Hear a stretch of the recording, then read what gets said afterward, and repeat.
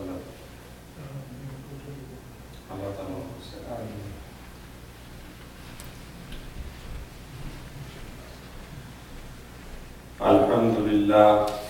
الحمد للہ رب العالمین والصلاة والسلام علی سید المرسلین اما بعد فاعوذ باللہ من الشیطان الرجیم بسم اللہ الرحمن الرحیم وَإِذْ قَالَ رَبُّكَ لِلْمَلَائِكَةِ إِنِّي جَاعِلٌ فِي الْأَرْضِ خَلِيفَةً قَالُوا وَتَجْعَلُ فِيهَا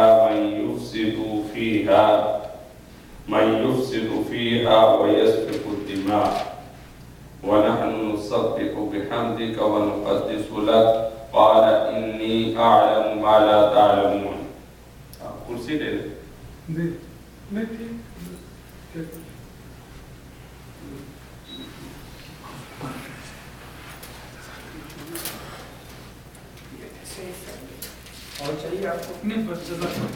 تیسرا رکوع ہے آیت نمبر 30.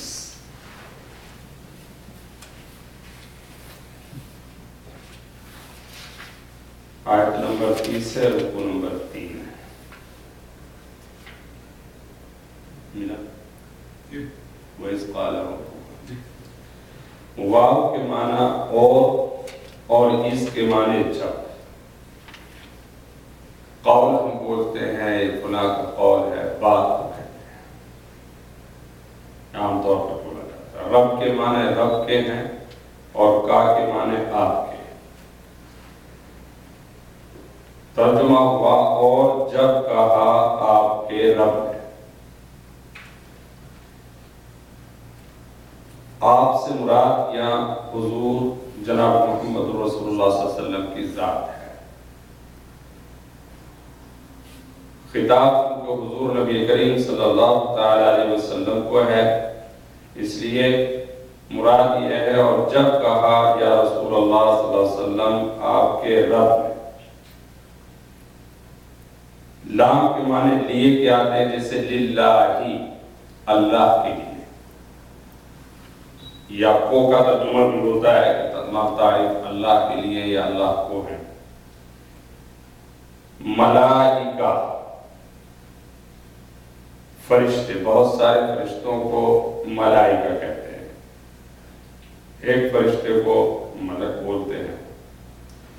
جب کہا آپ کے رب نے فرشتوں سے، انی بے شک میں، جاعل بنانے والا ہوں. فی کے معنی میں، ارض کے معنی زمین، اور خلیفہ کا ترجمہ بالکل آسان ہے، ہمارے اردو زبان میں بولتے ہیں.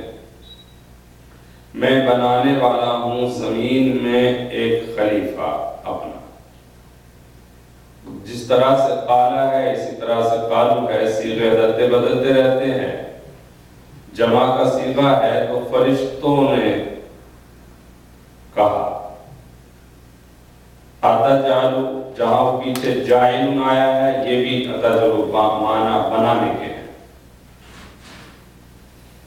لیکن ہمیشہ جو آتا ہے وہ سوال کے لیے آ رہا ہے.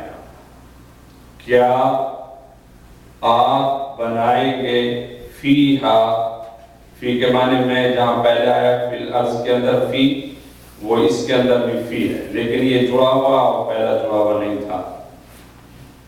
فیہا اس میں یعنی زمین میں.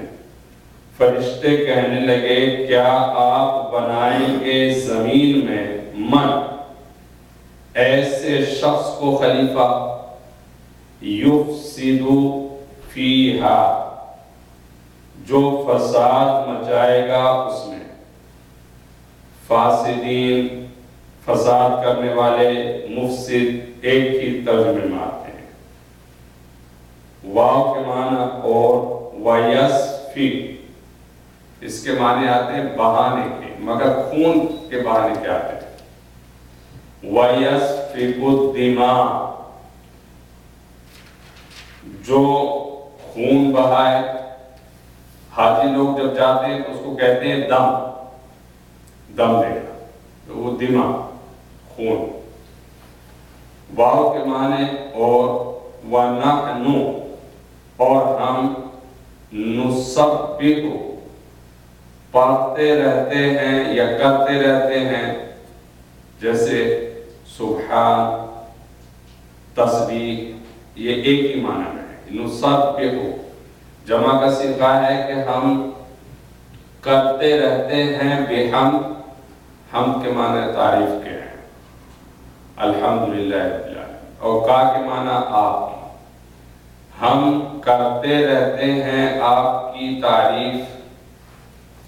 وَنُقَدِّسُ تقدیس کے معنی بھی یہی ہیں کہ اللہ کو یاد کرنا ہے، لَک آپ، اور یاد کرتے رہتے ہیں آپ کو، قَالَ پھر وہ جو اللہ تعالیٰ کی طرف ہے، تو اللہ نے یوں کہا انی میں اعلم، جیسے ہم ایک لفظ استعمال کرتے ہیں اللہ اعلم، اللہ بہتر جانتے ہیں، یہاں بھی عالم کے معنی جاننے کے، بے شک میں جانتا ہوں ان تمام باتوں کو، ما جو لا کے معنی نہیں، تعلمون تم نہیں جانتے، ان چیزوں کو میں جانتا ہوں جن چیزوں کو تم نہیں جانتے۔ یہ آیت کا ترجمہ ہے۔ پچھلی آیتوں کے اندر اللہ سبحانہ تعالیٰ نے انسانوں پر جو مہربانی کی ان کا تذکرہ تھا کہ اللہ تعالیٰ فرماتے ہیں کہ ہم نے تمہارے لیے زمین بنائی اور آسمان سے پانی نازل کیا، اور پھر اس کے ذریعے سے ہم نے زمین میں سے طرح طرح کی چیزیں اگائیں۔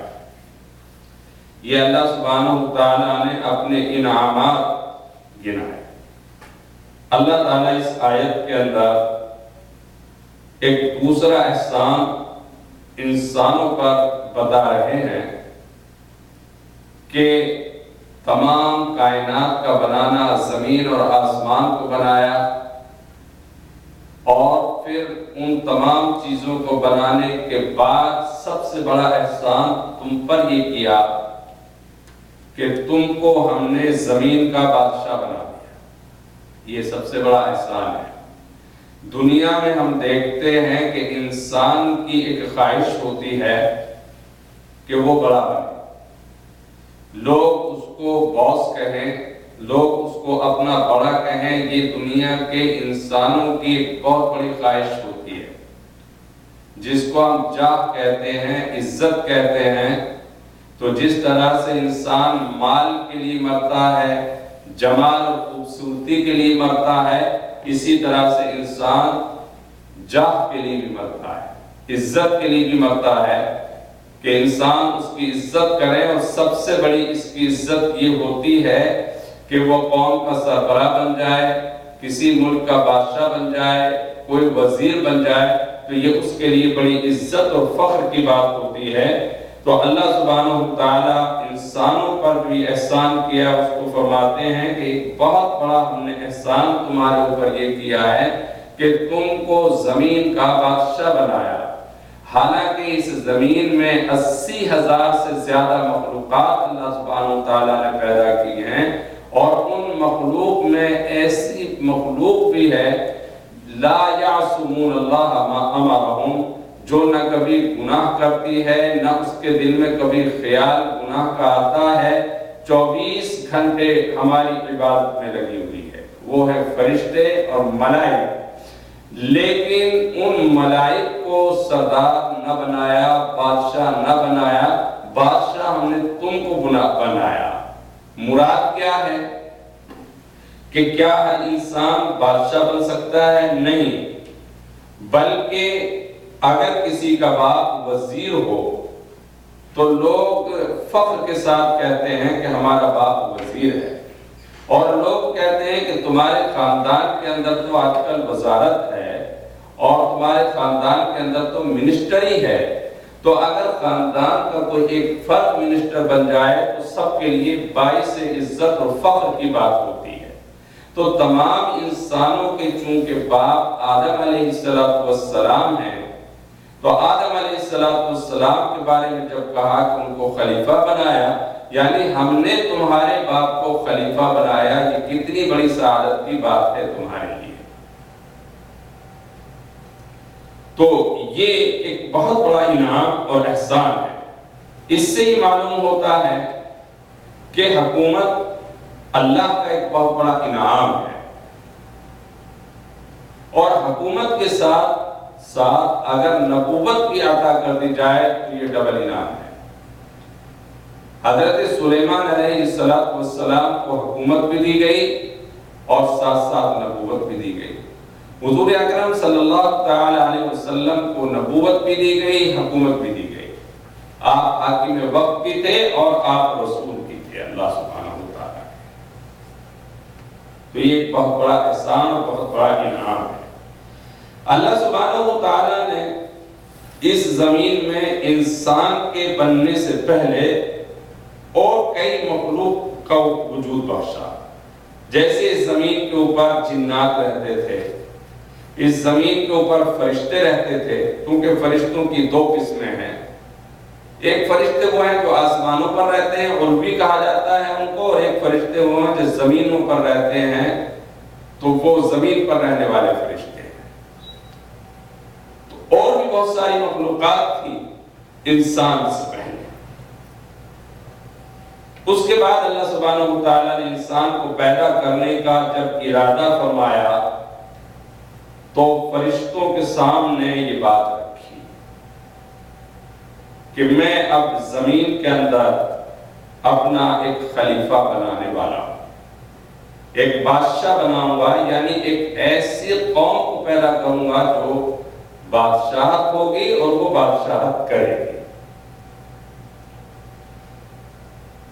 اس پر فرشتوں نے اللہ سبحانہ وتعالی سے یہ سوال کیا کہ اے اللہ، آپ ایسا شخص کیوں پیدا کرنا چاہتے ہیں؟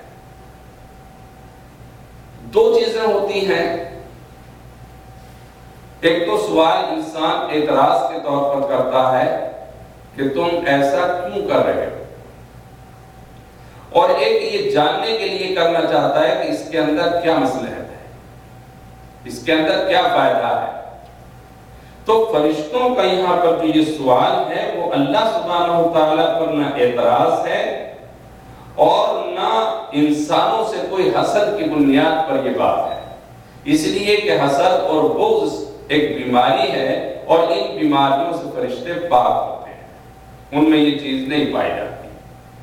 تو یہ سوال فرشتوں کا نہ انسان سے حسد کی بنیاد پر ہے اور نہ اس بنیاد پر ہے کہ ہم کو خلیفہ بنایا جائے، نہ اس بنیاد پر ہے کہ اللہ سے کوئی اعتراض ہے، صرف اس بنیاد پر ہے کہ اے اللہ ہم بھی جاننا چاہتے ہیں کہ آپ کی اس کے اندر مصلحت کیا ہے۔ اور ساتھ ساتھ فرشتوں نے یہ کہا کہ اللہ سبحانہ وتعالی دنیا کے اندر مخلوق اور بھی ہے، انہوں نے کس طرح سے زمین کے اندر فساد مچایا، جنات نے فساد مچا دیا، تو یہ انسان بھی فساد مچائے گا۔ تو لہذا ایسے فسادی کو کیوں پیدا کیا جائے؟ قالوا اتجعل فیہا من یفسد فیہا، کہ ایسی ذات اور ایسی مخلوق جو وہاں زمین میں فساد مچائے اور آپس میں خون ریزی کرے، تو اگر اس سے مقصد یہ ہے کہ آپ کی عبادت کرنے کے لیے، تو عبادت کرنے کے لیے تو ہم آپ کی عبادت کر ہی رہے ہیں، آپ کی تسبیح بیان فرماتے ہیں۔ اللہ سبحانہ وتعالیٰ نے اس کا جواب دیا کہ اس کے اندر کیا مصلحت ہے وہ تم نہیں جانتے، مگر بعد میں یہ مصلحتیں تم کو جتلا دی جائیں گی اور بتلا دی جائیں گی کہ اس کے اندر کیا فوائد ہیں۔ اللہ سبحانہ وتعالیٰ نے دوسری مخلوقات کے علاوہ جو سب سے اہم مخلوق دنیا میں ہیں وہ تین ہیں، ایک جنات ہے، ایک فرشتے ہیں اور ایک انسان ہے۔ فرشتے ایک ایسی مخلوق ہیں کہ جو نور سے پیدا کی گئی ہے اور ان کے اندر برائی کا مادہ بالکل نہیں ہے، وہ برائی نہیں کرتے۔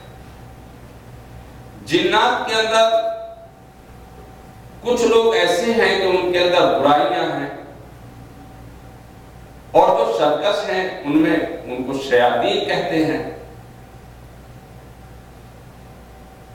مگر انسانوں میں دونوں چیزیں موجود ہیں، اور اللہ سبحانہ وتعالیٰ نے جو پیچھے تذکرہ کیا کہ ہم نے زمین کے اندر یہ چیزیں بنائیں، یہ چیزیں بنائیں، ان تمام چیزوں سے نفع فرشتے نہیں اٹھا سکتے، اس لیے کہ فرشتوں کو نہ کھانے کی ضرورت ہے، نہ پینے کی ضرورت ہے، نہ وہ اچھے مشروبات کو چاہتے ہیں، نہ ان کو محلات کی ضرورت ہے۔ اسی طرح سے جنات بھی مکمل طریقے سے ان نعمتوں سے نفع نہیں اٹھا سکتے، اس لیے کہ جنات کو نہ گاڑیوں کی ضرورت ہے، نہ سواریوں کی ضرورت ہے۔ اللہ سبحانہ وتعالیٰ نے ان کو ایسی طاقت دی ہے، وہ خود بخود ادھر سے ادھر چلے جاتے ہیں۔ تو ان تمام نعمتوں سے اگر فائدہ کوئی مخلوق اٹھا سکتی ہے تو وہ صرف انسان ہے، کہ انسان صرف ان چیزوں سے فائدہ اٹھا سکتی ہے۔ تو اللہ سبحانہ وتعالیٰ نے جب یہ زمین کو بنایا اور زمین پہ مختلف چیزیں پیدا کی، غلے جات اس کے اندر سے، طرح طرح کے فروٹ، تو ظاہر بات ہے کہ ان چیزوں سے فائدہ اٹھانے والی کوئی مخلوق ہونا چاہیے، اور وہ مخلوق نہ جنات ہو سکتے ہیں اور وہ مخلوق نہ فرشتے ہو سکتے ہیں۔ تو اللہ سبحانہ وتعالیٰ نے ایک تیسری مخلوق پیدا کی جس کو انسان کہتے ہیں، تاکہ ان تمام چیزوں سے جو اللہ سبحانہ وتعالیٰ نے پیدا کی ہیں ان سے فائدہ اٹھائے۔ اب فرشتوں کو یہ جواب دینا تھا کہ دیکھو تم اس لائق اور اس کے اہل نہیں ہو کہ تم کو خلیفہ بنایا جائے، تم کو بادشاہ بنایا جائے۔ کیوں؟ وَعَلَّمَ، اور علمہ علم سے ہے، آدم سے مراد آدم علیہ السلام ہے، اور اسما سے مراد اسم کی جمع اسما، بہت سارے نام، اس ایک نام کو کہتے ہیں اسما بہت سارے۔ کلہ مانے کل کے کل، اور سما مانے سما، اور عرض یہ بھی اردو لفظ ہے کہ میں عرض کرتا ہوں آپ سے، یعنی اپنی بات آپ کے سامنے پیش کرتا ہوں۔ کیا میں عرض کروں؟ کیا مطلب کہ اپنی بات پیش کروں آپ کے سامنے؟ اعلیٰ کے معنی پر، اور ملائکہ کے معنی پھر فرشتے۔ ترجمہ ہوا وَعَلَّمَ، اور سکھلا دیے اللہ سبحانہ وتعالیٰ نے آدم علیہ السلام کو اسما نام کلہا تمام چیزوں کے، ثم عرضہم، پھر پیش کیا ملائکہ فرشتوں پر ان تمام چیزوں کو۔ آدم علیہ السلام کو تمام چیزوں کے نام سکھلائے، القاء کر دیے ان کے ذہن میں، ان کے اندر استعداد پیدا کر دی، اور پھر فرشتوں سے کہا فقال انبئونی، اسی سے انبیاء بھی بنا ہے، اسی سے نبی بھی ہے، اسی سے نبا ہے، یعنی خبر دینے کے، بتاؤ مجھ کو، بی اسما، وہ پہلا والا اسما ہے، نام ان کے، ہاؤلائی یعنی ان چیزوں کے، ان اگر تم صادقین، صدق سے، اگر تم سچے ہو۔ یعنی اللہ سبحانہ وتعالیٰ نے آدم علیہ السلام کو سامنے اور فرشتوں کو سامنے بلا کر کے ایک گویا ایک اسکرین چلا دی، اور اس اسکرین پر مختلف چیزیں آئیں۔ دنیا میں جتنی بھی چیزیں آ سکتی تھیں، گیہوں، دال، مٹر، مونگ، جو بھی چیزیں ہوتی ہیں، تو پھر فرشتوں سے سوال کیا کہ یہ چیزیں جو جا رہی ہیں ان کے نام تمہیں پتہ ہے؟ یہ کیا چیز ہے، یہ کیا چیز ہے؟ ہمیں تو نہیں پتا۔ آدم علیہ السلام سے پوچھا آپ بتا سکتے ہیں ان کے نام کیا کیا ہے؟ ہاں بتا سکتا ہوں، اس کا نام یہ ہے، اس کو یہ کہتے ہیں، اس کو یہ کہتے ہیں۔ اچھا اس کے اندر خاصیت کیا ہے؟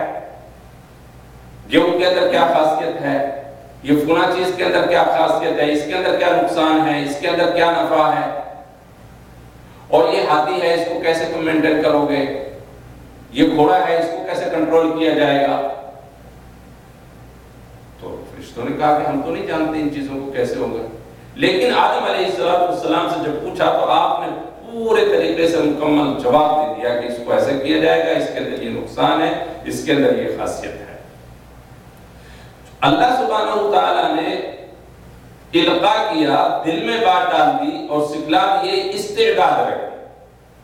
مثال کے طور پر ایک آدمی کے اندر کم استعداد ہے، ایک میں اچھی ہے، تو وہ اشاروں سے بات کو سمجھ جاتا ہے، تو آدم علیہ السلام ان تمام باتوں کو سمجھ گئے۔ اس میں ایسا نہیں ہے کہ اللہ سبحانہ و تعالیٰ نے آدم علیہ السلام کو ہی یہ باتیں کہی، نہیں، آپ نے ایک عام چیز بیان کی جس میں فرشتوں نے بھی سنا، آدم علیہ السلام نے بھی سنا، مگر آدم علیہ السلام کے اندر استعداد تھی اور ان کے اندر ایک پاور تھی کہ انہوں نے ان چیزوں کو فوری طور پر یاد کر لیا، فرشتوں نے ان چیزوں کو نہیں کیا۔ اس لیے فرشتوں کے سامنے یہ ساری چیز کہہ کر کے اللہ سبحانہ و تعالیٰ نے فرشتوں کو عاجز کر دیا کہ تمہارے پاس اتنا علم نہیں ہے کہ تم حکومت کر سکو، تم خلیفہ بنائے جا سکو، اس لیے کہ حکومت کرنے کے لیے علم کی ضرورت ہے، اور ایسے آدمی کی ضرورت ہے جو چیزوں کی خاصیت سے واقف ہو، ان کی رگوں کو جانتا ہو، وہی کسی چیز پر حکومت کر سکتا ہے۔ چنانچہ اگر اسلام کا مسئلہ یہ ہے کہ اگر یہ حکومت کا معاملہ آئے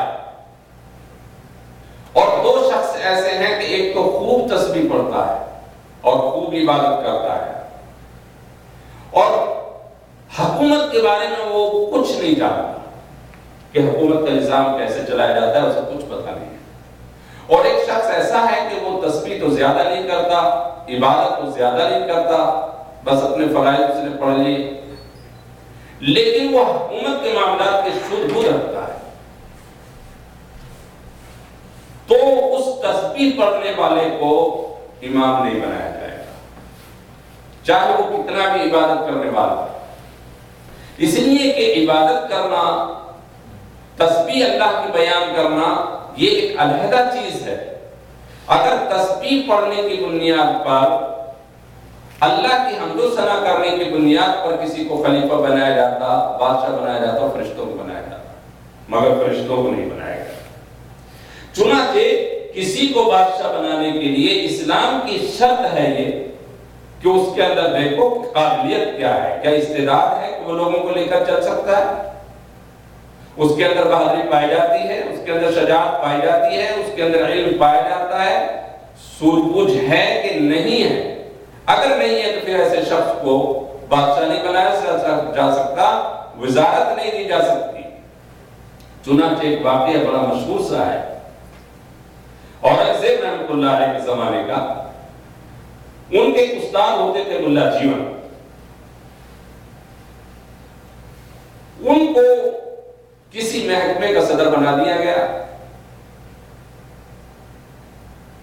ان کا حساب کتاب جب چیک کیا گیا، اس حساب میں لکھا ہوا تھا کہ پل کو روکنے کے لیے، جمنا کے پل کو روکنے کے لیے اتنے پیسے دیے گئے۔ اورنگزیب رحمۃ اللہ علیہ نے بلا کر پوچھا کہ استاد یہ کیا مسئلہ ہے، یہ کیا چیز ہے؟ انہوں نے کہا بات دراصل یہ ہے کہ میرے پاس کچھ لوگ آئے تھے اور انہوں نے کہا کہ یہ جمنا کا پل بھاگا جا رہا ہے۔ میں نے پوچھا کیوں؟ کہ نہیں وہ نہیں ہوگا، اور پبلک کا بہت بڑا نقصان ہوگا، اگر پل یہاں سے چلا گیا تو لوگ آئیں گے جائیں گے کیسے؟ تو پھر کیا کیا جائے کہ اس کو اتنے ہزار روپے کی ضرورت ہے۔ انہوں نے آرڈر کر دیا کہ دیکھو اتنے ہزار روپے، وہ کھا پی گئے۔ ہمارے وہ قائد زاہد صاحب نے قصہ اپنے استاد کو سنا کہ ان کے استاد تھے، بہت سیدھے شریف آدمی، پیدل آتے جاتے تھے، بچوں نے کہہ سن کے ان کو سائیکل دلوا دی۔ سائیکل میں اتفاق سے پنچر ہو گیا، تو انہوں نے آگے کہا کہ آج یہ سائیکل بہت سخت چل رہی ہے۔ ایک طالب علم ذرا شریف تھا، اس نے کہا حضور بات دراصل یہ ہے کہ اس کے اندر پیٹرول نہیں ہے۔ پیٹرول ڈالوا، وہ 10 روپے لے گیا، 1 रुपये में जाकर पिंचर लगाया और बाकी ला के खुद खा ली, ला के तो कहा कि हम उनको कहते थे कि हुजूर इसमें पिंचर था, ये कोई पेट्रोल नहीं पड़ता इसमें। तो ऐसे लोग जो इतने सीधे साधे हों और उनको हुकूमत का, मुल्क का बादशाह बना दिया जाए, तो आप अंदाजा कीजिए कि उस मुल्क का हाल वो अपनी सादगी की बुनियाद पर क्या करेंगे। इसीलिए ज़ुहद और तक़वे के अंदर अगर आप देखें तो हजरत अबू ज़र ग़िफ़ारी रज़ी अल्लाह ताला का मकाम कितना बुलंद है, बहुत बुलंद मकाम। हजरत अली रज़ी अल्लाह ताला क़राबत में हुजूर अकरम सल्लल्लाहु अलैहि वसल्लम से बहुत ज्यादा है। जितने क़राबत और रिश्तेदारी के लिहाज से हजरत अली हैं, दूसरे कौन सा भी, इसलिए कि आप दामाद भी हैं और आप चचाजाद भाई भी हैं। लेकिन हुकूमत न क़राबत की बुनियाद पर दी गई और न खिलाफत ज़ुहद की बुनियाद पर दी गई।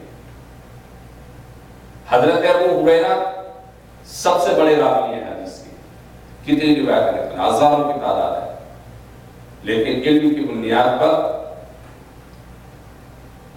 कि वो आदमी इल्म रखता है और सूझबूझ नहीं रखता, नहीं दी गई।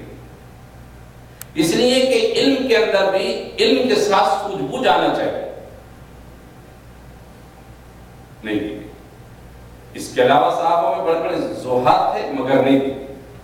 हजरत अबू बकर सिद्दीक रज़ी अल्लाह ताला को इसलिए दी गई खिलाफत कि उनके अंदर इल्म भी था और इल्म के साथ साथ सूझबूझ भी थी। तो आदम अलैहिस्सलाम के अंदर इल्म भी था और इल्म के साथ साथ सूझबूझ भी थी, दोनों चीजें थी। और जिसके अंदर ये दोनों चीजें पाई जाए कि इल्म भी पाया जाए और सूझबूझ भी पाया जाए, वो हुकूमत का ज्यादा हकदार होता है। तस्बीह बयान करने की वजह से और ज्यादा इबादत करने की वजह से हुकूमत का कोई हकदार नहीं हुआ करता। तो अल्लाह सुब्हानहू व तआला ने ये बात साबित कर दी उनके सामने कि तुम बेशक इबादत कर रहे हो मेरी, लेकिन जब तक तुम चीजों की खासियत नहीं जानते और तुमको पता ही नहीं है तो किस तरह से इन चीजों को कंट्रोल करें। तुम्हें तो होशियार होना पड़ेगा। एक लोगों ने मुकाशफा लिखा है हजरत राबिया बसरी का। हजरत राबिया बसरी का जब उनको दफन किया गया तो फरिश्ते आए सवाल पूछने के लिए। तो उन्होंने सवाल पूछा कि मन रब्बुका,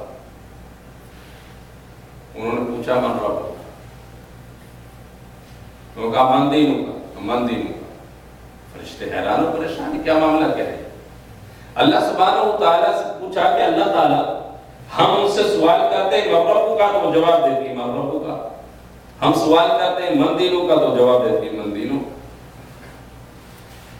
अल्लाह ताला ने फरमाया कि वो यूं कहती है कि मन के माने दो आते हैं, एक के माने कौन के और एक के माने जो के। वो सवाल करते थे तुम्हारा रब कौन है और वो जवाब देती है जो तुम्हारा रब है वो मेरा रब है। तो ये होशियारी जाहिर बात है फरिश्तों के अंदर तो नहीं है ये चीज, ये तो अल्लाह सुब्हानहू व तआला ने इंसान के अंदर रखी है। हज़रत सैयदना अब्दुल कादिर जिलानी रहमतुल्लाह अलैह के एक मुरीद का खूबी था इंतकाल, उसका भी लोगों ने मुकाशफा लिखा। किसी ने ख्वाब में देखा, उससे फरिश्तों ने सवाल किया, पूछा क्या हुआ, तो उन्होंने जवाब दिया कि उन्होंने पूछा कि मन रब्बु का, कि मैं तो खूबी हूँ सैयदना अब्दुल कादिर जिलानी का। मन नहीं होगा कि मैं धोबी हूं, क्या मतलब। तो अल्लाह ताला ने कहा कि ये कहना चाहता है कि जो सैयदना अब्दुल कादिर जिलानी रहमतुल्लाह अलैह का रब है वही मेरा रब है, जो उनका दीन है वो मेरा दीन है। तो ये चीजें होशियारी, समझ और बूझ अल्लाह सुब्हानहू व तआला ने इंसानों के अंदर रखी। इसलिए अल्लाह ताला ने फरिश्तों को यह साबित किया कि यह हक सिर्फ उनका है कि उनको खलीफा बनाया जाए। चुनांचे आप देखिएगा कि जिन्नात ने आज तक कोई रिसर्च नहीं किया, कोई टेक्नोलॉजी उन्होंने इजाद नहीं की, कोई रॉकेट, तैयारा, चांद और कुछ जाने के लिए कोई चीज उन्होंने नहीं बनाई। حالانکہ جنات کے اندر اللہ سبحانہ وتعالیٰ نے اتنی طاقت رکھی ہے کہ وہ منٹوں میں سیکنڈوں میں کہیں سے کہیں پہنچ جاتے ہیں، مگر انہوں نے ان چیزوں کو نہیں بنایا ایجاد نہیں، نہ فرشتوں نے یہ چیزیں ایجاد کی، فرشتے نے بھی ان چیزوں کو نہیں بنایا، مگر انسان نے زمین و آسمان کے قلابے ملا دیے اللہ تعالیٰ کی دی ہوئی عقل کی بنیاد پر، چاند پر پہنچا، ستاروں کو پتہ لگایا، اور اب ایک بات نہایت افسوس کے ساتھ یہ کہنی پڑتی ہے کہ جس علم کی بنیاد پر آدم علیہ السلام کو حکومت دی گئی، جس علم کی بنیاد پر ان کو خلیفہ بنایا گیا، تو کیا یہ علم کی بنیاد دنیا میں دوسرے انسانوں کے لیے نہیں؟ وہی اصول دنیا میں ہے کہ جو قومیں علم سیکھتی ہیں، پڑھتی ہیں، لکھتی ہیں، وہ لوگوں پر حکومتیں کرتی ہیں۔ مغلیہ سلطنت کے دور کی بات ہے کہ جب تاج محل بنایا گیا اور جس میں اس زمانے میں ہزاروں روپے خرچ کر دیے گئے، اس زمانے میں یورپ کا ایک سائنسداں ریسرچ کر رہا تھا اور اس نے کہا کہ اس تاج محل پر قبضہ کرنا کوئی مشکل کام نہیں ہے، کوئی مشکل کام نہیں۔ تو آپ جو مرضی چاہے ترقی کریں، جہالت کی بنیاد پر آپ خوب پیسہ روپیہ اکٹھا کر سکتے ہیں، لیکن حکومت وہی قومیں کرتی ہیں جن کے پاس علم ہوتا ہے۔ آج دنیا کا دستور ہے، جن قوموں کے پاس میں چاہے دنیا کا علم ہو یا دین کا علم ہو، چونکہ حکومت چلانے کے لیے دین کے علم کے ساتھ ساتھ دنیاوی علوم کا ماہر ہونا بھی ضروری اور شرط ہے۔ خود نبی کریم صلی اللہ تعالی علیہ وسلم کو دیکھیے کہ آپ رسول ہیں، لیکن جنگ بدر کے اندر جو آپ نے فوجوں کی ترتیب دی ہے، اس سے اندازہ ہوتا ہے کہ دنیا کے بڑے بڑے ماہر فن کمانڈر وہ حیران ہے کہ جنگ بدر کی ترتیب ہے کیا۔ ڈاکٹر حمید اللہ صاحب نے مستقل اس پر کتاب لکھی، اللہ تعالیٰ ان کو غریب رحمت کرے، پوری زندگی انہوں نے اسلام کے لیے گزار دی، پیرس کے اندر ان کا زندگی پر قیام رہا، آخر میں یہاں آئے، کافی کتابیں لکھی، انہوں نے حضور اکرم صلی اللہ علیہ وسلم کی سیاسی زندگی اور مختلف کتابوں میں لکھ کر کے انہوں نے اسلام کو ایسا یورپ اور امریکہ کے سامنے پیش کیا ہے، اللہ تعالیٰ ان کو جزا عطا فرمائے۔ اس لیے مسلمانوں کو ان دونوں علوم کا ماہر ہونا نہایت ضروری ہے۔ دین کا علم اللہ سے ملانے کے لیے اور دنیاوی علوم دنیا میں ترقی کرنے کے لیے۔ چنانچہ آپ اگر مسلمانوں کی تاریخ پڑھیں تو صحابہ کے زمانے سے رسول اکرم صلی اللہ علیہ وسلم کے زمانے سے لے کر کے 1000 سال تک مسلمان سائنس اور ٹیکنالوجی کے امام رہے اور ایک ہاتھ میں ان کے قرآن رہا۔ یہ مسلمانوں کی حالت رہی۔ ایک کتاب لکھی ہے العلم والعلماء، اس مصنف نے جو تفصیلی بحث کی ہے، سبحان اللہ، ایک جرمن خاتون نے کتاب لکھی، اس قسط وار اس کی کتاب ہندوستان کے اخبار نے شائع کی، مسلم ہاسپٹل کے نام سے۔ اس نے لکھا کہ اس زمانے میں کلائمیٹ کو اور موسم کو پتہ لگانے کے لیے کہ کہاں پر کلینک اور ہاسپٹل کامیاب ہو سکتا ہے کہ جگہ پر رہائشی ہاسپٹل بنایا جائے، تو آب و ہوا کو انہوں نے چیک کرنے کے لیے بکروں کو ذبح کیا، ان کی کھال اتاری اور ان کو مختلف جگہوں پر لٹکایا، اور پھر انہوں نے دیکھا کہ کتنے دن کے بعد میں اس کا گوشت خراب ہوتا ہے۔ اس ہوا کو چیک کر کے پھر وہاں پر بنیاد ڈالی گئی۔ پھر اس نے لکھا ہے کہ چیک اپ کا کیا طریقہ تھا،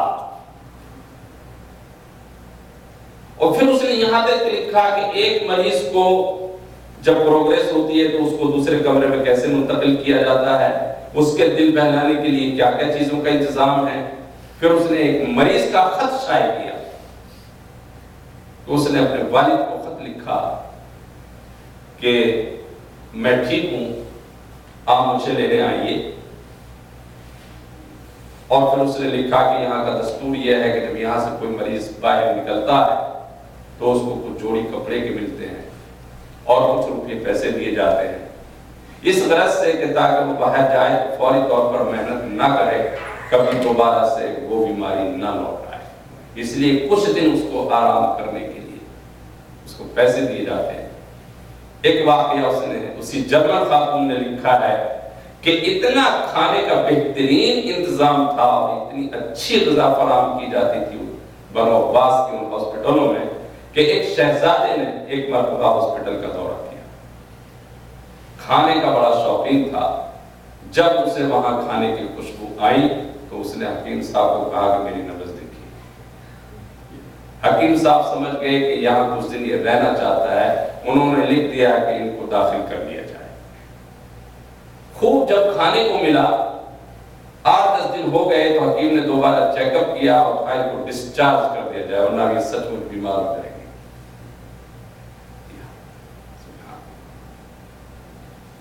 دکھ کے ساتھ کہنا پڑتا ہے کہ جب اسپین میں فرڈینینڈ نے قبضہ کیا ہے تو باب نوا چوک کے اوپر کتابوں کو نکالا گیا اور ڈھیر کر دیا گیا اور 10 لاکھ کتابوں کو چلا دیا گیا۔ 10 لاکھ کتابیں چلائی گئی۔ ریشیا کے اندر جس وقت میں قبضہ ہوا تو وہ کتابیں جو مسلم علماء کے ہاتھ کی لکھی ہوئی تھی، کئی مسلمانوں نے ان کو زمین کے اندر دفن کر دیا، اب ان کے نسخے باہر نکلے۔ اور جب اقبال یورپ پہنچا تو وہ اپنی ایک نظم میں کہتا ہے کہ مجھے سب سے بڑا دکھ اس بات کا ہوا، اس کا دکھ نہیں ہوا کہ حکومت کیوں چلی گئی، مجھے سب سے بڑا دکھ اس بات کا ہوا ہے کہ میں نے اپنے آباء و اجداد کی لائبریری کو یورپ کے اندر دیکھا ہے۔ ٹیپو سلطان جو زندگی بھر لڑتا رہا، میدان جنگ اور محاذ پر اپنی کتابیں ساتھ رکھتا تھا، مطالعے کا اتنا شوقین تھا۔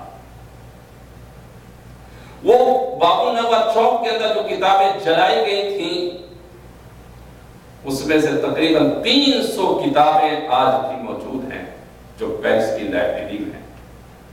اور حضرت مولانا عثمانی صاحب پاکستان کے، انہوں نے اپنی کتاب میں قصہ لکھا ہے کہ جب بغداد کو قبضہ کیا گیا اور کتابوں کے اندر آگ لگا دی گئی تو وہ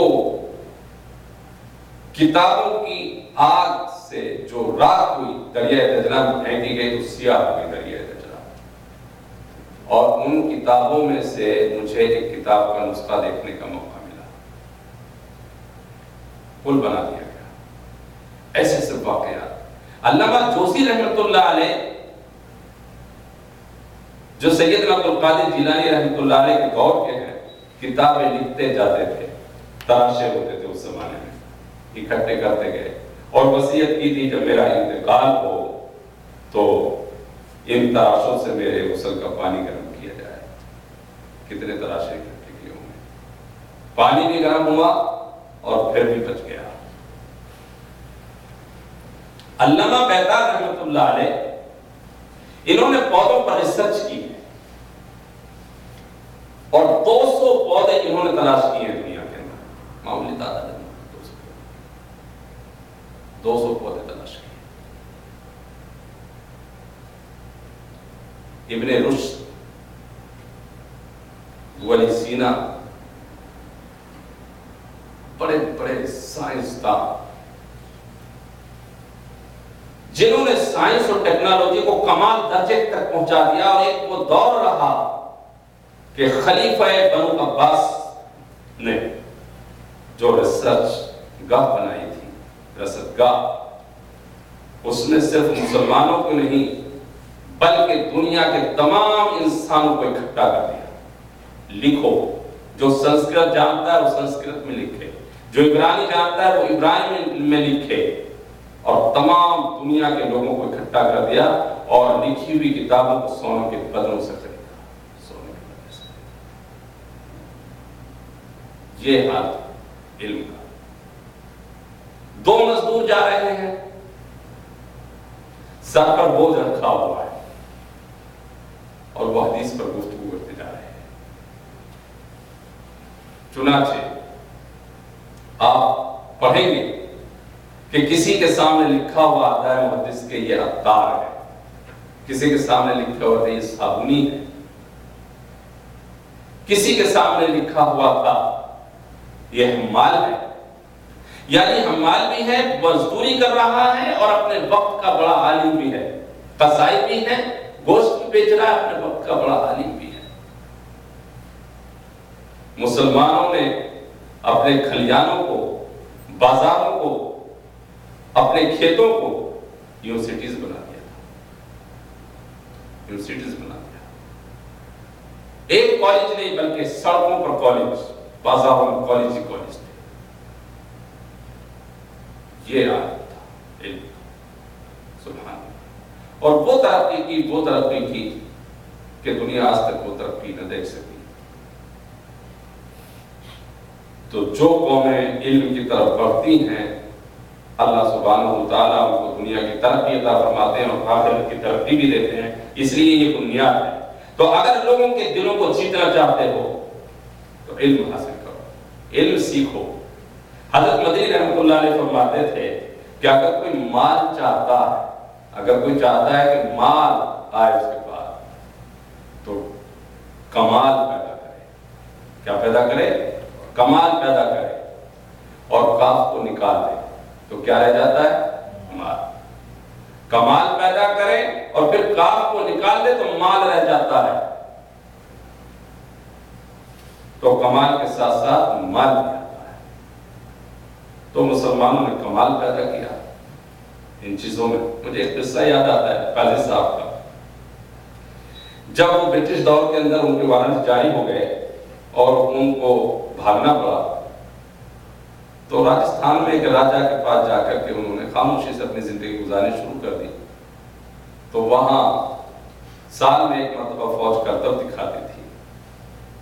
تو ایک صاحب کرتب دکھانے کے لیے آگے بڑھے، اور کرتب انہوں نے دکھانا یہ تھا کہ ایک کنواں تھا اور کنویں پہ ایک پٹرا رکھا ہوا تھا جس پہ سے صرف ایک گھوڑا گزر سکتا تھا، دوسرا نہیں گزر سکتا۔ اس پہ سے انہوں نے گھوڑے کو گزارنا ہے، اتنے سے پٹرے پہ سے کنویں کے اوپر سے گھوڑا گزارا۔ اس نے گھوڑے کو اوپر چڑھایا اور اتارنے کے لیے بیچ میں پہنچ گیا۔ قاضی صاحب نے اپنے گھوڑے کو ایڑ لگائی اور سامنے سے اس تختے پہ جا کر کھڑے ہو گئے۔ ادھر سے وہ سپاہی ہے اور ادھر سے قاضی صاحب کا گھوڑا ہے۔ کیسے بچے؟ دونوں کنویں میں گرے۔ وہ سامنے والا چلایا، اس نے کہا یہ کیا کر دیا آپ نے؟ پبلک پریشان ہے کہ اپنے دونوں کنویں میں گرنے والے۔ قاضی صاحب نے کہا ہار مان لو، بچ جاؤ گے۔ بحث ہوتی رہی، ان کا نہیں، ہار مانو پہلے۔ اس زمانے کی ہار یہ ہوتی تھی کہ اپنا چاپ اس کو دیا جائے سامنے والے کو، یہ نہیں چاہیے، ہار مان لی۔ ہار جب اس نے مان لی تو قاضی صاحب نے اپنے گھوڑے کو اشارہ کیا تو وہ گھوڑا ایک پیر پر کھڑا ہو گیا اور ٹرن ایسے لے کر کے واپس ہو گیا۔ اللہ اکبر۔ صلاح الدین ایوبی رحمۃ اللہ علیہ کے زمانے میں جب جنگ چل رہی تھی تو سامنے والے بادشاہ نے کہا کہ چند دن کے لیے لڑائی بند کر دیں، میری بہن کی شادی ہے، وہ کر دیتے۔ پھر کہا کہ ذرا شادی میں بھی شرکت کر لیں کہ وہ بھی ہو جائے گی، چلے گئے۔ وہاں انہیں کرتب دکھا کر کے روپ میں ڈالنا تھا کہ ان کو مروب کیا جائے، تو فوج کرتب دکھا رہی تھی۔ صلاح الدین ایوبی رحمۃ اللہ علیہ دیکھتے رہے کیا کر رہے ہیں۔ اس کے بعد کہا کہ اگر اجازت ہو تو میں بھی کچھ دکھاؤں. کہا دکھائیے. ریشم کی ایک خاصیت ہوتی ہے کہ وہ تلوار سے نہیں کٹتا ہے، اس لیے پرانے زمانے میں لوگ ریشم پہنتے تھے. جب ریشم پہ تلوار مارتے تو ایسے تھی جاتی. ریشم کٹتا نہیں تلوار سے، اس کی خصوصیت ہے. صلاح الدین ایوبی رحمۃ اللہ علیہ نے اس بہن تھی اس کو کہا کہ بہن ذرا اپنا دوپٹہ دو، ریشم کا تھا. اس نے ریشم کا دوپٹہ لیا، ایسے اچھالا اور 2 ٹکڑے کر دیے. اور اس کے بعد کہا کہ جو تم یہ کچھ دکھا رہے ہو یہ تو ہمارے گھروں میں بچوں کا کھیل ہے. تو یہ مسلمانوں کی تعلیم تھی جو اللہ سبحانہ و تعالیٰ اس میں دکھا رہے ہیں. اب مسلمانوں سے کچھ شوق نوجوان نسل میں بڑھ رہا ہے. اللہ تعالیٰ ان کے شوق کو بلند فرمائے. علم کے بغیر کچھ نہیں ہے. تو یہ دعویٰ تھا اللہ سبحانہ و تعالیٰ نے ان کے سامنے کیا تو فرشتے ہار مان گئے اپنی کہ بے شک اللہ آپ صحیح فرماتے ہیں. قالوا کہنے لگے سبحانک پاک ہے آپ کی ذات. لا علم، لا کے معنی نہیں، علم کے معنی علم کے ہیں، لنا معنی ہم کو، نہیں ہے ہم کو علم الا ما علمتنا مگر اتنا ہی جتنا صرف آپ نے ہمیں بتا دیا ہے. یہ استعداد ہی نہیں ہے ہمارے اندر. ایک چیز سمجھائی اور اس سے 50 چیزیں نکال لی. انسان کو ایک عقل دی اور یہ کہا کہ ایک لکڑی ہے تو انسان نے اس لکڑی کو جوڑ کر کے محل تک تعمیر کر دیا. انکا بے شک آپ، انتا مانے آپ، علیم کے معنی جاننے والے اور حکیم کے معنی حکمت والے. آپ علیم بھی ہیں اور حکمت والے بھی ہیں، یعنی آپ کس چیز کو کیوں بنا رہے ہیں آپ اس کو اچھی طرح جانتے بھی ہیں. قال پھر فرمایا اللہ سبحانہ وتعالیٰ نے اے آدم انبئہم بتاؤ ان چیزوں کے نام فرشتوں کو باسمائہم. فلما انبأہم پھر جب بتا دیا آدم علیہ السلام نے باسمائہم اسم سے اسماء ان چیزوں کے نام فٹ بتا دیا آدم علیہ السلام یہ چیز ہے، یہ چیز ہے، اس کی یہ خاصیت ہے، اس کے کھانے سے ایسا ہو جائے گا، اس کے کھانے سے یہ فائدہ ہوگا، اس کے کھانے سے یہ نقصان ہوگا. ساری چیزیں بتا دی. قال تو اللہ تعالیٰ نے کہا الم اقل لکم کیا میں نے تمہیں یہ بات نہیں کہی تھی انی بے شک اعلم جانتا ہوں تمام چھپی باتوں کو جو آسمان کے اندر اور زمینوں کے اندر ہے. سماوات مانے سما سے آسمان. وَأَعْلَمُ مَا تُبْدُونَ اور جانتا ہوں جو تم ظاہر کرتے ہو. وَمَا كُنْتُمْ تَكْتُمُونَ اور جو تم چھپاتے ہو. اللہ سبحانہ و تعالیٰ تمام چیزوں کو جانتے ہیں. جب یہ معاملہ ہو چکا عامر بھائی میں تھوڑی دیر میں فون کروں گا.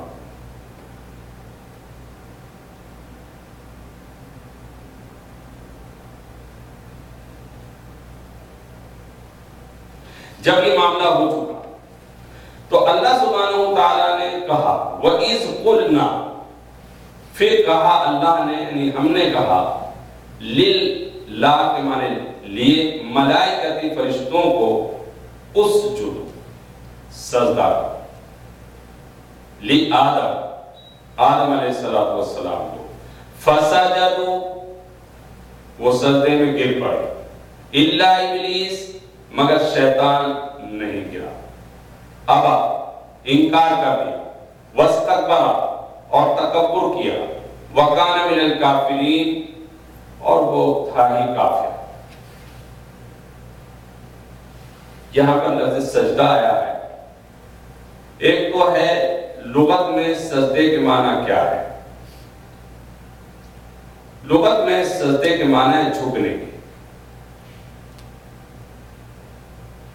اور شریعت میں سجدے کے معنی ہے پیشانی کو زمین پر رکھنے کے. لغت میں سجدے کے معنی جھکنے کے اور شریعت میں پیشانی کو زمین پر رکھنے کے معنی ہے سجدہ کرنا. سوال یہ پیدا ہوتا ہے کہ یہ سجدہ کیسا تھا جو آدم علیہ السلام کو کیا گیا. تو ایک جھکنے کے معنی ہے سجدے کے معنی ہے جھکنا جیسا کہ عموماً بہت سے ملکوں کا اور بہت سے لوگوں کا رواج ہے کہ وہ جھک کر سلام کرتے ہیں، اور ایک ہوتا ہے فرشی سلام. وہ ہمارے ڈاکٹر صاحب کے حیدرآباد میں بھی ہوتا ہوگا فرشی سلام، لکھنؤ والے کا تو اتنا جھک جاتے ہیں، وہ ایسے جھکتے ہیں. وہ بھی سجدے کے معنی میں ہوتا ہے.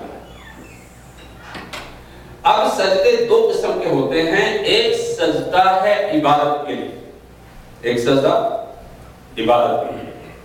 سجدہ عبادت کے لیے وہ ہوتا ہے جو کسی کو معبود جان کر، کسی کو نفع نقصان کا مالک جان کر اس کے سامنے پیشانی کو رکھ دینے کا نام سجدہ ہے. اس کو کہتے ہیں سجدہ عبادت. یہ سجدہ عبادت کفر ہے اللہ کے علاوہ. اللہ کے علاوہ ایسا سجدہ کرنا کفر ہے، بالکل نہیں کر سکتے، اور یہ کسی بھی شریعت کے اندر جائز نہیں رہا کہ اللہ کے علاوہ عبادت کے نام پر کسی کو سجدہ کیا جائے. ایک سجدہ ہوتا ہے سجدہ تعظیمی، یعنی کسی کی عظمت کے لیے جھک جانا، اور اتنا جھک جانا کہ پیشانی کو زمین پر رکھ دینا. یہ پرانے زمانے میں رواج تھا، جیسا کہ یوسف علیہ السلام کے قصے میں ہے کہ جب یوسف علیہ السلام کے بھائی اور ان کے والد آئے تو وہ سجدے میں گر گئے. وہاں پر قرآن کریم نے کہا ہے. تو یہ سجدہ عبادت کا نہیں تھا، بلکہ یہ سجدہ تعظیمی تھا. اور بعض لوگ کہتے ہیں کہ وہ جھکے تھے، سجدہ نہیں کیا تھا.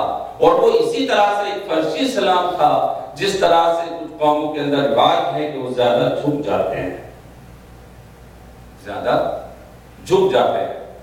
تو لہذا وہ سجدہ ویسا نہیں تھا جو پیشانی والا سجدہ تھا، بلکہ جھکنے کے معنی مراد ہے. لیکن بعض لوگ کہتے ہیں کہ نہیں، باقاعدہ انہوں نے زمین پر پیشانی رکھی اور سجدہ کیا. تو اگر اس کو مان لیا جائے کہ اس طرح کا سجدہ تھا تو وہ سجدہ تعظیمی تھا، سجدہ عبادت نہیں تھا، جو پرانی شریعتوں کے اندر جائز تھا. لیکن حضور نبی کریم صلی اللہ تعالی وسلم نے اس سجدہ تعظیمی کو حرام قرار دیا. تو دو طرح کے سجدے ہو گئے، ایک سجدہ عبادت اور ایک سجدہ تعظیمی، یعنی کسی کے عزت کے لیے، رسپیکٹ کے لیے اتنا جھکنا کہ اس کو سجدہ کر دینا. تو ایسا سجدہ جو رسپیکٹ کے لیے کیا جائے وہ حرام ہے، اور وہ سجدہ جو عبادت کے لیے کیا جائے وہ کفر ہے. لہذا بہت سارے لوگ، جاہل قسم کے لوگ، مزارات پر جا کر سروں کو ٹیک دیتے ہیں. آپ اجمیر شریف جائیں یا دوسرے مزارات پہ جائیں، عموماً وہ جاہل طبقہ سروں کو اس طرح جھکاتا ہے کہ باقاعدہ مبارک دیتا ہے. اور بعض تو مجاور ایسا کرتے ہیں کہ اگر کوئی سر نہیں کرتا پکڑ کے نیچے ڈال دیتے. میرا اجمیر شریف جانا ہوا، میں نے دیکھا. اور حضرت مولانا سعیدی صاحب نے ان خرافات کے بارے میں لکھا ہے کہ یہ جاہل لوگ مزارات پر کیا کیا جا کے کرتے ہیں. اس لیے آج ان درگاہوں پر جہاں جانا لوگ اپنے لیے فخر کی بات کرتے تھے، سمجھتے تھے. مجدد الفسانی رحمۃ اللہ علیہ جب جہانگیر کے ساتھ میں تھے اور جب آپ اجمیر شریف سے گزرے ہیں تو آپ نے حاضری دی ہے. حضرت خواجہ اجمیری کی مزار پر حاضر ہوئے، حالانکہ مجدد ہے، بدعت کے سخت خلاف ہے.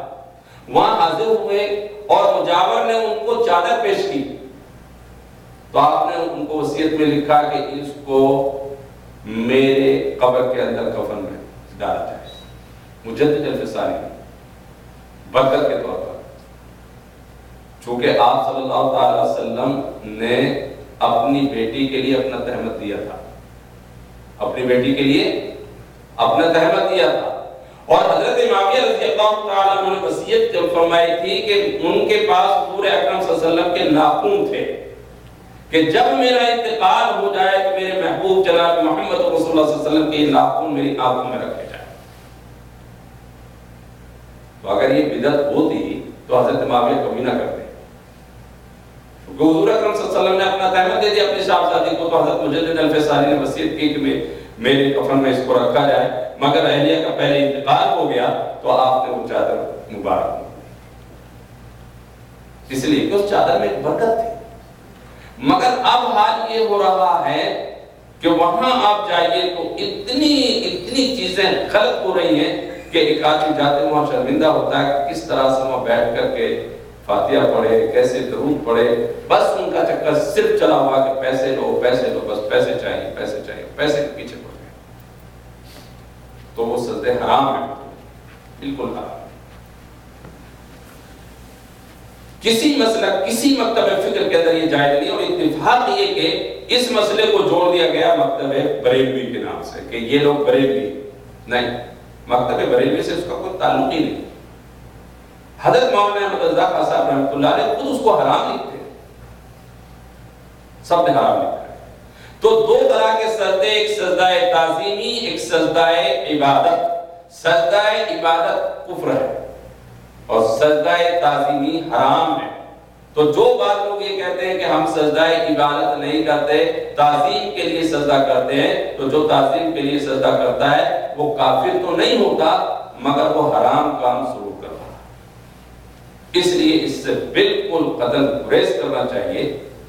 بلکہ ابھی تو بعض جگہوں پر مزارات کے اندر دروازوں کو اتنا چھوٹا کر دیا گیا ہے کہ آدمی اس طرح سے جھک کر نکلتا ہو، بالکل غلط ہے. اس لیے کہ اس سے شبہ ہوتا ہے، شبہوں سے بھی بچنا چاہیے. اب دوسرا سجدہ تو سجدہ عبادت کیا جاتا ہے، وہ آدم علیہ السلام کے لیے سجدہ عبادت نہیں تھا بلکہ سجدہ تعظیمی تھا. بلکہ بعض علماء نے یہ لکھا ہے سجدہ تعظیمی نہیں بلکہ اللہ سبحانہ و تعالیٰ نے آدم علیہ السلام کو قبلہ بنایا کہ ان کی طرف رخ کر کے مجھے سجدہ کرو. یہ ترجمہ ہے آدم کو قبلہ بنا کر کے مجھے سجدہ کرو. جس طرح سے مسلمان کعبے میں جاتے ہیں اور وہاں وہ سجدہ کرتے ہیں کعبے کی طرف منہ کر کے، تو اس کا مطلب یہ نہیں کہ کعبے کو سجدہ کر رہے ہیں. اگر کسی آدمی نے یہ سمجھ کر سجدہ کیا کہ میں کعبے کو سجدہ کر رہا ہوں، وہ کفر ہو گیا. تو وہ کعبے کی طرف جو سجدہ کرے گا اللہ کے لیے کرے گا، مگر اللہ نے ایک سمت متعین کر دی اس گھر کو عزت بخشنے کے لیے کہ اس گھر کی طرف منہ کر کے سجدہ کرو تاکہ اس گھر کو عزت دیں. تو اللہ سبحانہ و تعالیٰ نے آدم علیہ السلام کو عزت بخشنے کے لیے ان کو سمت بنا دیا کہ ان کی طرف کرو. وہ مولانا طارق حمید صاحب نے قصہ لکھا ہے، کوئی فلمی دنیا کا بڑا ماہر، نام مجھے یاد نہیں ہے، پاکستان کا. وہ نیپال پہنچ گیا تو اسے پتا چلا کہ نیپال میں ایک بہت بڑا مندر ہے. اس نے کہا اس مندر کو ضرور دیکھوں گا، لیکن وہ شرط یہ تھی کہ ہندو کے علاوہ کسی کو نہیں داخل ہونے دیں گے، چونکہ مندر بعض ایسے ہیں کہ جس میں ہر ہندو نہیں جا سکتا، بلکہ بعض قوموں کے مندروں میں اگر نیچے درجے کے لوگ پہنچ جائیں تو ان کی سزا قتل ہے، انہیں مار ڈالا. ہندوستان کی وزیر اعظم اندرا گاندھی ایک مندر میں گئی تو ان کو پجاری نے روک دیا کہ آپ اندر نہیں جا سکتے، کیونکہ آپ پیور ہندو نہیں ہیں، آپ پیور ہندو نہیں ہے، لہٰذا آپ مندر میں داخل نہیں ہو سکتے، یہ جو ہے ناپاک ہو جائے گا. تو اس مندر میں جانے کے لیے ہندو ہونا شرط تھا. اب یہ فلم والے ہوتے بہروپیے ہیں، اس نے ایک پنڈت کا روپ دھار لیا، قشقہ لگا لیا، گیروے رنگ کے کپڑے پہن لیے اور چہرے چاٹے ساتھ میں تھے، ان کو کہا کہ شہرت کر دو کہ بہت بڑا پنڈت آیا ہوا اپنے طریقے سے۔ اب جب یہ اندر پہنچا تو جدھر سے جا رہا ہے ادھر سے اس کو آداب بہت بڑے پنڈت آ رہے، بہت بڑے پنڈت آتے تو بے روپے تو یہ لوگ ہوتے ہی، روپ تو بڑے اچھے جاتے ہیں، تو بادشاہوں کو روپ دھار لیتے ہیں۔ اب وہ چلتے چلتے کہتا ہے کہ میں ایک ایسی جگہ پر پہنچا کہ جہاں گائے کا پتلا بنا ہوا تھا، جہاں گائے کا پتلا بنا ہوا تھا، اور وہاں پتلے کو سجدہ کر کے پھر آگے گزرنا ضروری تھا۔ اب جب میں یہاں پہنچا تو ٹھٹک گیا کہ یہ تو نے کیا کیا، یہ تو نے کیا کیا؟ سجدہ کرے گا تو اسلام گیا، کافر بنا، اور سجدہ نہیں کرے گا تو جان گئی۔ اس لیے کہ تو مار دیں گے فوراً، یہ تو کہیں گے تو بے روپیہ آ گئے، اس نے تو ہمارا مندر کو خراب کر دیا۔ بس اللہ ہی مدد فرماتا ہے، اللہ قصوروں کو معاف فرمائے۔ کہنے لگا بس میں نے اللہ سے کہا کہ اے اللہ تو بہتر جانتا ہے، اب جان پہ بنی ہوئی ہے، اب بس تو ہی جان بچا سکتا ہے۔ ایک طرف میرا اسلام ہے، آدمی کتنا بھی برا ہو، مسلمان ہو، بہرحال مسلمان ہی ہوتا ہے، اسلام تو اسلام ہی ہوتا ہے، وہ ساری چیزوں کو چھوڑ دے گا، مگر اسلام کو نہیں چھوڑتا۔ وہ چاہے فلم بنائے یا کچھ بھی بنائے، بہرحال جو کچھ کر رہا ہے اس کا فعل ہے، مگر وہ ایک گناہ کر رہا ہے تو گناہ کا مطلب یہ نہیں کہ وہ اسلام میں نہیں رہا ہے۔ وہ بھی اچھے لوگ ہوتے ہیں، اچھے لوگ ہوتے ہیں، اور کب کس کو کس درجے پر اللہ پہنچا دے۔ وہ کہتا ہے کہ بس میں نے کہا کہ اے اللہ میں آپ کو سجدہ کرتا ہوں، مگر رخ اس کمبخت گائے کا کر رہا ہوں۔ اللہ اکبر، سجدہ آپ کو کر رہا ہوں مگر اس گائے کا رخ کر رہا ہوں، مگر اس کا میں نے رخ نہیں کیا تو مارا جاؤں۔ تو نہ قبلے کی طرف ہم جب منہ کر کے نماز پڑھتے ہیں، نہ اس وقت میں قبلے کا نیت کرتے ہیں کہ قبلے کو سجدہ کر رہے ہیں، نہ اس وقت گائے کی طرف رخ کر کے سجدہ کر رہا ہوں، تو نہ اس کی نیت کر رہا ہوں، نیت تیری کر رہا ہوں۔ اللہ اکبر۔ تو دراصل بات یہ ہے کہ آدم علیہ السلام کو ایک سمت بنایا گیا کہ سجدہ کرو۔ تمام لوگوں نے سجدہ کر لیا، ابلیس نے سجدہ نہیں کیا۔ کیوں؟ اس لیے کہ ابلیس ایک خیالی پلاؤ بنایا ہوا تھا۔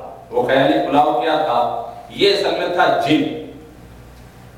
لیکن جب جنات نے فساد زمین کے اندر پھیلایا تو جنات کو مارنے کے لیے فرشتوں کو بھیجا گیا۔ جنات کو مار مار کر کے فرشتوں نے بھگا دیا، کچھ پہاڑوں میں گھس گئے، کچھ کہاں گھس گئے۔ بس اس نے فرشتوں کی منت سماجت کی، بڑا عبادت گزار تھا، منت سماجت کرتا رہا، اور فرشتوں نے کچھ سفارش کی تو اللہ نے اس کے قصور کو معاف کر دیا، چلو چھوڑو۔ تو یہ فرشتوں کے ساتھ یہ رہنے لگا، مگر عبادت اس نیت سے نہیں کر رہا تھا، عبادت اس نیت کر رہا تھا کہ اس زمین کا خلیفہ بنا دیا جائے مجھے۔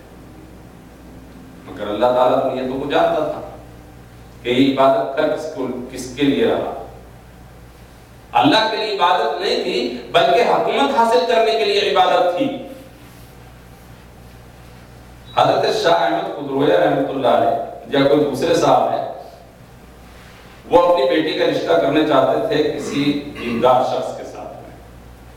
اتفاق سے ایک لونگا لفنگا ان کی بیٹی پر عاشق ہو گیا، اور گھر کے چکر لگانے لگا۔ تو ایک روز میاں بیوی آپس میں بات کر رہے تھے کہ بھئی ہم کسی لڑکے سے شادی کریں گے جو دیندار ہونا چاہیے، اس سے شادی کریں گے۔ اس کے کان میں یہ بات پڑ گئی، بس یہ جا کر مسجد میں بیٹھ گئے، دن رات عبادت، دن رات عبادت۔ تو بڑی شہرت ہوئی، بادشاہ ملنے کے لیے آئے کہ چلو جا کر کے دیکھتے تو واقعی بڑا عبادت گزار ہے۔ تو اس نے پیشکش کی کہ میں اپنی بیٹی کا نکاح تمہارے ساتھ کرنا چاہتا ہوں۔ کہنے لگا بادشاہ سلامت، میرے بھی نیت یہی تھی، میں اسی نیت سے بیٹھا تھا کہ اللہ کی عبادت کروں، یہ سوچ کر کے کہ لڑکی بھی نہیں، مگر اب تو اللہ سے محبت ہو چکی ہے، اب اللہ سے۔ تو پہلے کسی چیز کی انسان کے اندر ایک رواج بنتا ہے، دکھاوا آتا ہے، پھر اس کے اندر عادت بنتی ہے، اور پھر عادت سے عبادت بن جاتی ہے۔ تو اگر دل میں یہ خیال آئے کہ لوگ مجھے دیکھ کر کے نمازی کہیں گے تو یہ سوچ کر کے نماز پڑھنا مت چھوڑو، اس لیے کہ عادت بنے گی اور پھر اس کے بعد عبادت بن جائے گی، عبادت۔ تو اس کا بنیادی مقصد شیطان کا یہی تھا کہ ہم نے عبادت نہیں کرنی، اللہ تعالیٰ ہم کو خلیفہ بنا دے۔ اب جب آدم علیہ السلام کو خلیفہ بنا گیا تو اس کے اندر حسد کی آگ بھڑک اٹھی، اور حسد کی آگ بھڑک اٹھی تو اس نے انکار کر دیا، اس نے کہا کہ نہیں میں سجدہ نہیں کروں گا، اور تکبر کر دیا، اور کافر تھا ہی پہلے سے ہی، دل میں اس کے کھوٹ تھا، اور دلیل میں پیش کیا، دلیل میں یہ بات پیش کی کہ ہم تو آگ سے پیدا کیے گئے اور یہ مٹی سے، اور مٹی کی خاصیت ہے کہ وہ زمین میں پڑی رہتی ہے اور آگ کو اوپر رکھتی ہے، حالانکہ اس کی یہ دلیل غلط تھی۔ زمین ایک نفع بخش چیز ہوتی ہے، زمین سے پھل اگتے ہیں، زمین سے فروٹ اگتے ہیں، زمین سے غلہ جات اگتے ہیں، زمین سے سونا نکلتا ہے، زمین سے چاندی نکلتی ہے، نہ جانے کیا کیا چیزیں پیدا ہوتی ہیں۔ آگ سے کیا چیز پیدا ہوتی ہے؟ آگ تو زمین کی ضرورت کے لیے ہے، اس کی خادم ہے، اس لیے کہ جب کھانا پکانے کی ضرورت پیش آتی ہے تب آگ کو استعمال کیا جاتا ہے، اور جب ضرورت ختم ہوتی ہے تو بجھا دی جاتی ہے۔ اس لیے آگ کو زمین سے کیا نسبت ہے؟ مگر جب اس کے دماغ میں ایک چیز بیٹھ گئی میں بڑا ہوں، تو بس یہ بڑائی انسان کے دل و دماغ میں جب آ جاتی ہے پھر انسان کہیں کا نہیں رہتا۔ تکبر عزازیل را پار کر، بزندان لعنت گرفتار کر۔ تکبر نے اس عزازیل کو برباد کر دیا اور ہمیشہ کے لیے لعنت کا طوق اس کے گلے میں ڈال دیا گیا۔ سیدنا عبدالقادر جیلانی رحمۃ اللہ علیہ نے ایک شخص کو خلافت دی، اور جب رخصت ہونے لگے تو فرمایا کہ خدائی کا دعویٰ نہ کرنا اور نبی نہ بننا۔ لوگوں کو تعجب ہوا، یہ خلیفہ اتنا بڑا، اس کو یہ ہدایت دی جا رہی ہے کہ خدا کا دعویٰ نہ کرنا اور نبوت نہ بننا، تو کیسے انسان کو خلافت کیوں دی جا رہی ہے؟ آپ نے فرمایا کہ صرف اللہ ایک ایسے ہیں کہ جو تکبر کر سکتے ہیں، اللہ کے علاوہ کسی کو تکبر زیبا نہیں ہے، اس لیے کبھی تکبر نہ کرنا۔ اور صرف نبی کی بات کے انکار کرنے کی وجہ سے انسان کافر ہوتا ہے، تو تم کبھی اپنے آپ کو ایسا نہ بنا لینا کہ لوگ آپ کے بات کا انکار کرنے لگے تو ان کو تم فتوے دینے لگو کہ میری بات نہیں مانی، تم کافر ہو گئے۔ اس کے بعد یہ قصہ ختم ہوا تو آدم علیہ السلام کو حکم دیا گیا کہ تم جنت کے اندر رہو، اے آدم اسکن، سکونت سے ہے، سکونت رہو تم اور تمہاری بیوی جنت کے اندر، وَكُلَا مِنْهَا رَغَدًا، اور کھاؤ اس سے جو چیز بھی تمہیں پسند ہے، وَلَا تَقْرَبَا، اور قریب مت جانا هَذِهِ الشَّجَرَةَ، اس درخت کے، فَتَكُونَ مِنَ الظَّالِمِينَ، اگر تم جاؤ گے تو اچھا نہیں کرو گے، یہ تمہارے لیے مناسب نہیں ہے کہ تم اس کے پاس جاؤ۔ آدم علیہ السلام سے پہلے جنت بنائی گئی، اور جنت کون سی جنت میں رہے؟ بعض لوگ کہتے ہیں کہ نہیں، وہ جنت تھی جو مکہ اور طائف کے درمیان میں بنائی گئی، اور بعض نے اور بھی مختلف چیزیں لکھی ہیں، مگر وہ چیزیں کوئی دل کو نہیں کھانے والی، بلکہ علماء کی یہ چیزیں ہیں کہ جنت وہی ہے جس جنت کے اندر انسان جائے گا۔ اس جنت کے اندر اللہ سبحانہ وتعالیٰ نے ان کو ٹھکانہ دیا کہ آپ یہاں پر رہیں۔ کیوں؟ اس جنت میں چند دن رہ کر کے تم دیکھو کہ اس کا نظم و نسق ہم نے کیسا بنایا ہے، کس طرح سے سسٹم ہے اس کا۔ دیکھو آپ ٹریننگ کے لیے جاتے ہیں نا کہیں پر، تو یہ آدم علیہ السلام کو جنت میں ٹریننگ کے لیے بلایا گیا تھا، بھیجا گیا تھا۔ اس لیے نہیں بھیجا گیا تھا تم اس میں ہمیشہ رہو گے، اس لیے کہ جنت میں ہمیشہ رہنے کے بعد پھر نکالا نہیں جاتا۔ اس کا مطلب یہ کہ رہنے کے لیے نہیں بھیجا گیا تھا بلکہ ٹریننگ کے لیے بھیجا گیا تھا، اور اگر ٹریننگ کے لیے بھیجا جائے تو نکالا جا سکتا ہے، وہاں سے بلایا جا سکتا ہے، جیسے یا کسی کو وزٹ کرنے کے لیے بلایا جائے۔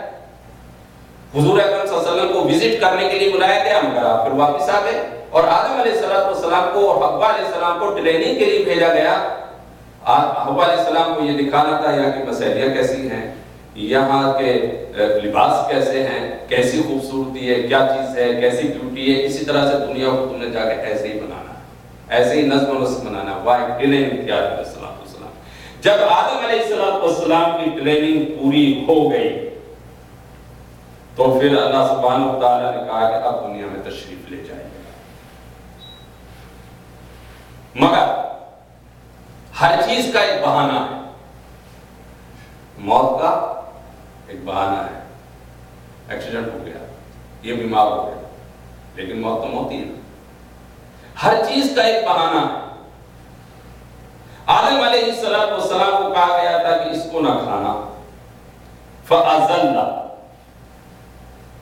الشَّيْطَانُ، بس شیطان نے انہیں ادھر ادھر کر دیا، عنہا فَأَخْرَجَهُمَا، پھر ان دونوں کو اللہ تعالیٰ نے کہا کہ آپ اب دنیا میں چلے جاؤ، وَقُلْنَا فِي، دنیا میں جاؤ، بَعْضُكُمْ لِبَعْضٍ عَدُوٌّ، وہ تم آپس میں یہ تمہاری اولاد ایک دوسرے کی دشمن ہوگی، وَلَكُمْ فِي الْأَرْضِ مُسْتَقَرٌّ، اور پھر اس میں کچھ دن تم رہو گے، وَمَتَاعٌ إِلَىٰ حِینٍ، چند دن کے لیے۔ آدم علیہ السلام وہاں سے اتر آئے، ان کی آیت کا میں ترجمہ کر دیتا ہوں، پھر تھوڑی سی اس پر تقریر ہے۔ یہاں پر ایک تقریر یہ ہے، اور اس میں بہت سارے شبہ ہیں۔ شبہ یہ ہے کہ عموماً ہم کہتے ہیں کہ آدم علیہ السلام نے غلطی کی، اس غلطی کی بنیاد پہ جنت سے نکال دی گئے، یہ الفاظ استعمال کرنا صحیح نہیں ہے، یہ غلط ہے، یہ اللہ سبحانہ وتعالیٰ کی ایک مصلحت تھی۔ کیا نبی کوئی گناہ کر سکتا ہے؟ یہاں پر زل کا لفظ استعمال کیا اللہ سبحانہ وتعالیٰ نے، ایک ہے معصیت، ایک ہے زل، دونوں میں فرق ہے، زمین اور آسمان کا فرق ہے۔ معصیت کس کو کہتے ہیں وہ سمجھ لیں، اور زل کس کو کہتے ہیں یہ دو باتیں سمجھ لیں، انشاءاللہ پھر آئندہ گفتگو ہوگی۔ معصیت کہتے ہیں کہ جان بوجھ کر اللہ کی مخالفت کرنے کا نام معصیت ہے، جان بوجھ کر اللہ کی مخالفت کرنے کا نام معصیت ہے۔ اور زل اس کو کہتے ہیں کہ آپ چلے جا رہے ہیں اور خون پر لگے ہوئے ہیں، خون پر لگے ہوئے ہیں، اور اچانک آپ کا پیر پھسل گیا، اس کو کہتے ہیں زل۔ آپ کسی سے گفتگو میں مغموم ہیں، اور اس گفتگو کے اندر اتنے مغموم ہیں کہ آپ کو خیال نہیں رکھا کہ سامنے کوئی پتھر بھی اور ٹھوکر لگی، گر گئے، پھسل گئے، اس کو کہتے ہیں زل۔ تو اس کو غلطی اور معصیت تو گناہ تو نہیں کہیں گے نا۔ تو یہاں پر آدم علیہ السلام کے لیے لفظ زل استعمال ہوا ہے، لفظ معصیت استعمال نہیں ہوا ہے، کیونکہ انہوں نے گناہ نہیں کیا بلکہ زل کیا۔ یعنی اور زل کبھی ہوتا ہے محبت کی وجہ سے، زل کبھی ہوتا ہے عظمت کی وجہ سے، اور زل کبھی ہوتا ہے غفلت کی وجہ سے۔ غفلت کی وجہ سے آپ نے دیکھا نہیں اور آپ کی ٹھوکر لگی، اور کبھی کسی کی محبت میں آپ ایسے مگن تھے کہ دیکھا نہیں لگ گئے، اور کبھی کوئی آدمی بہت بڑا سامنے سے آیا اور آپ اس کی عزت کے لیے ایسے بھاگے اور آپ کو ٹھوکر لگی، گر گئے، اس کو کہتے ہیں زل۔ تو یہ آدم علیہ السلام سے جو زل ہوا، یہ اللہ کی محبت، اللہ کی عظمت کے اندر ہوا۔ وہ کیا تھا کہ شیطان نے یہ کہا تھا کہ آپ جو ہے اس درخت کو کھا لو تاکہ آپ ہمیشہ جنت میں رہیں۔ آدم علیہ السلام چاہتے تھے کہ ہمیشہ اللہ کا قرب رہے، اللہ سے کبھی دوری نہ ہو۔ اور پھر دوسرے اس نے اللہ کی قسم کھائی، تو اللہ کی عظمت اور اللہ کی محبت میں آدم علیہ السلام سے یہ زل ہو گیا کہ انہوں نے اس درخت کو کھا لیا۔ تو یہ معصیت نہیں ہے بلکہ یہ زل ہے، اور ایک ہے عظمت۔ تو انشاءاللہ اس پر گفتگو آئندہ۔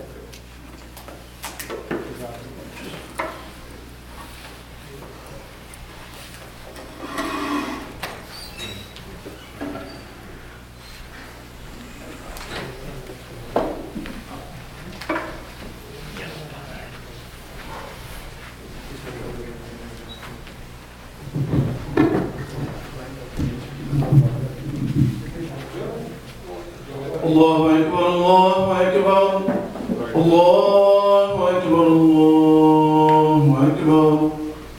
أشهد أن لا إله إلا الله أشهد أن لا إله إلا الله أشهد أن محمدا رسول الله أشهد أن محمدا رسول الله